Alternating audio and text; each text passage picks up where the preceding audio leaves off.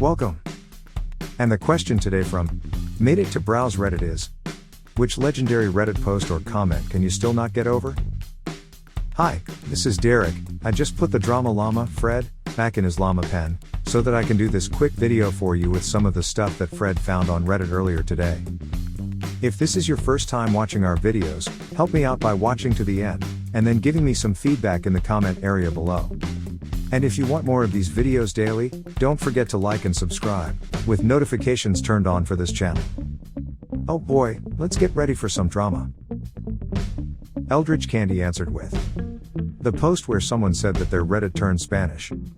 And everyone replied in Spanish. I know Spanish and the comments are an absolute show of who can say the most random poop. Metro Station 984 answered with the guy asking for relationship advice because his socks keep disappearing.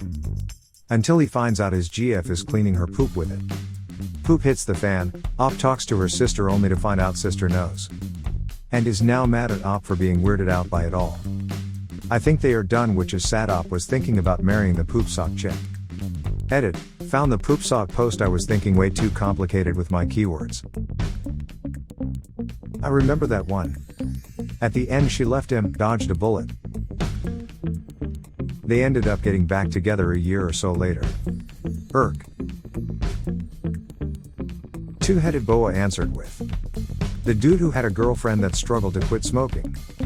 So he decided to take up smoking for a month. Just so he could show her how easy it is to quit if you are totally dedicated to quitting. He still smokes 10 years later. She quit a long time ago. Reminds me of the Redditor who tried heroin on a whim and then became addicted. Human25 answered with there was a post about how a guy closed an elevator door on a dad and son who were trying to make it. The guy thought he was pressing the open button. So he smiled at them the entire time it closed on them. Reddit cringe, I closed the elevator door on a toddler and his dad.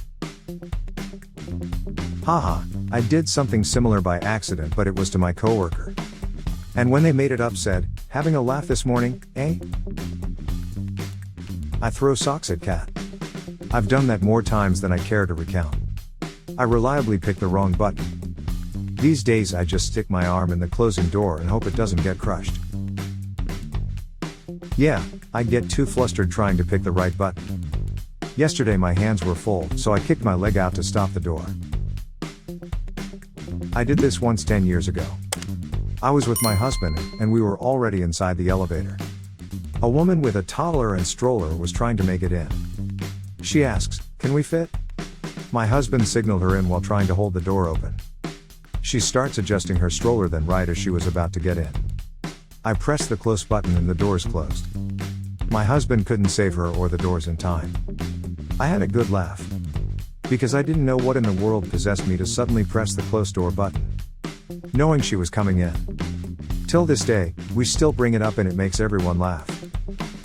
Picture the same scene, but the professor did it on purpose. Closing the elevator door on his student who were 12 minutes late to submit a report. My friend was a member of that group. He said they didn't get any sleep for like 20 hours. The professor agreed to accept it, but he will deduct 50% of their mark. Shines answered with I remember one where some guy did some rendering of animation or something for Disney. And they paid him a bunch of money to basically do nothing but run some program on his computer. He then for Reddit karma turned a not yet released bit of animation into a meme. And Disney found out about it and fired him, so he ended up having to deliver mail. If anyone remembers that one and can find a link, please do. He did the closed captioning for Poop Load of Stuff. For him it was a dream job. He got paid to watch TV in his PJs all day. He posted a single frame of an unreleased episode and somehow the mouse found it. And was able to trace it back to him. He owned up and hoped for the best, and they blacklisted him. Since the mouse and its properties accounted for such a huge amount of his potential clientele. He was effectively forced out of the industry. I think he said that he didn't mind the mailman job because it got him out of the house. But god darn, if ever there was a story about killing the goose that laid the golden eggs. Nice Tomato 1 answered with the today IF up of the guy who pretended not to know what a potato is. I dated a girl who had never heard the word alley before. Not alley cat, not bowling alley. And had never seen a house whose driveway was in the back instead of the front. I drove her past my childhood home, and she said, "Wow. I can't believe nobody on your street is home on a Sunday afternoon." Because there were no cars parked at the curbs. I said they probably went in through the alley.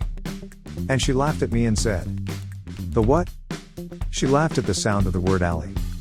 And teased me about throwing French words into conversation to try and sound fancy. She was baffled at the idea of a tiny street just for getting into the backyards. And just wouldn't believe that everyone on the street would unanimously agree to design their home with a garage in the back. I was certain she was pulling a, no, what is potato? But no. She was just very, very sheltered, and very, very ignorant. And very, very confident that I was trying to tease or make fun of her. She never stopped doubling down. Eventually it got really sad. That is the true definition of dedication. Pennant Fever answered with, "The guy who had an entire alternate life while in a coma." I think about this so often. Edit, I literally don't care if it's fake or not. It's called suspending disbelief for enjoyment. Same. Every so often I'll find myself staring at an everyday object for a little longer than I should. Trying to notice the irregular perspective. My life is fine, but I'm still scared of waking up. Jesus, I thought I was the only one. Anxiety kicks in and you start to think. That lampshade isn't going to abide by the laws of physics and I'm gonna wake up. I also wonder what my actual life would be like. Edit, I've always had this theory. If you are in a life or death situation, let's say you're driving and almost get hit by someone else. And you think to yourself, I easily could have died there? Well, what if you did? But do you actually live, and you're in a coma or died to everyone in that universe? Maybe your brain skipped that part where you died. I know our brains tend to keep up with momentum like those little brain games. They assume the next step and plays tricks on you. So I had this event in my life where I tripped super hard on K2. And I've never felt the same since. I for a while, truly thought this was happening to me. Centaur questions answered with, "The man whose girlfriend buried his canned beans in the woods." My favorite response to that story is the guy with the metal detector who says, "I'll find those effing beans." Sale Zero answered with, "The story of user Jason in Hell is one of the saddest stories that I have read on the internet." If you guys don't know the story, user Jason in Hell was a fellow Reddit user that posted his story regarding his wife's cheating with his neighbor on relationship. Relationship advice told him that he will be better off divorcing his wife than to deal with her.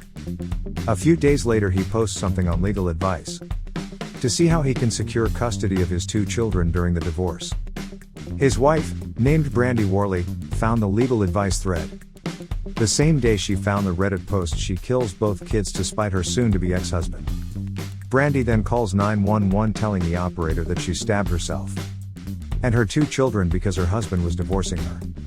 The call was recorded with Brandy showing no remorse or emotion during the call. This whole situation was unfolding live on Reddit and 4chan. Brandy was given 120 years in prison with the jury saying she doesn't regret her decision not one bit. Link for the 911 call. This video explains the whole situation in great detail. I had to scroll so far to find this.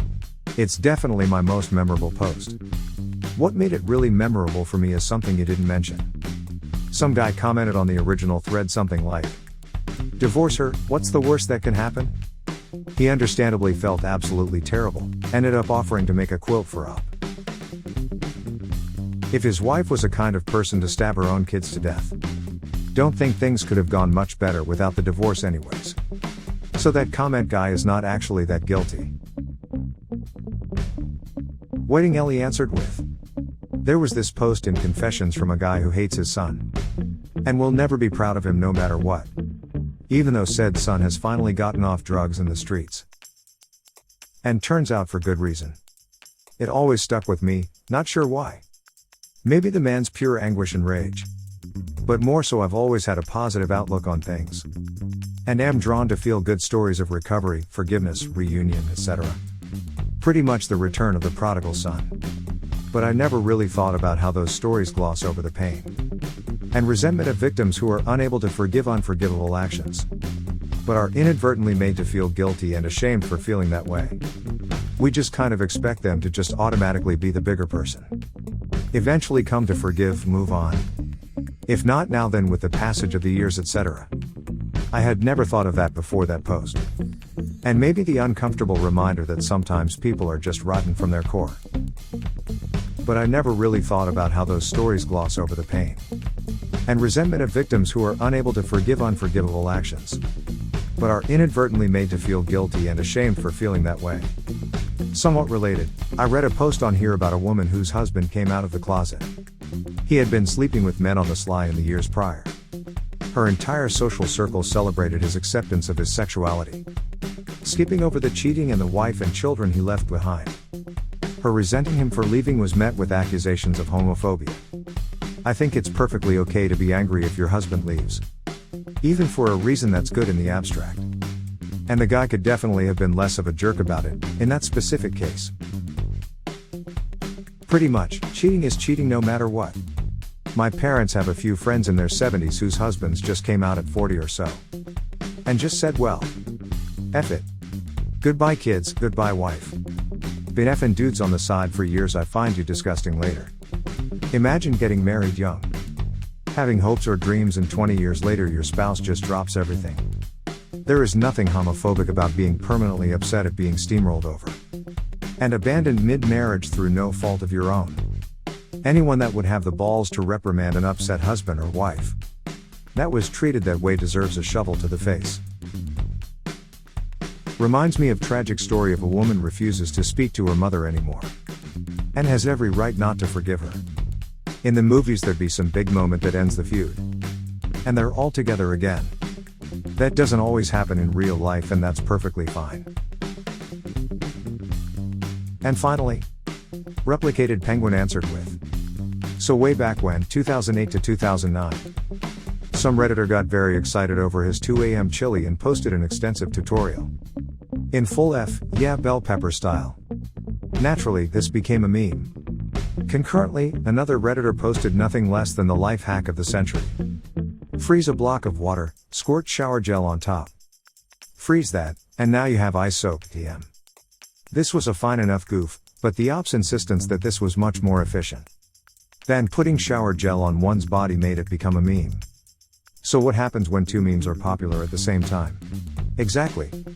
Someone froze a block of chili and rubbed their body with it and achieved the coveted #1 spot. This site is weird like that. Well, there you have it. A perfectly great question answered by a bunch of fine and honorable citizens. Help support this channel by smashing the like and subscribe buttons.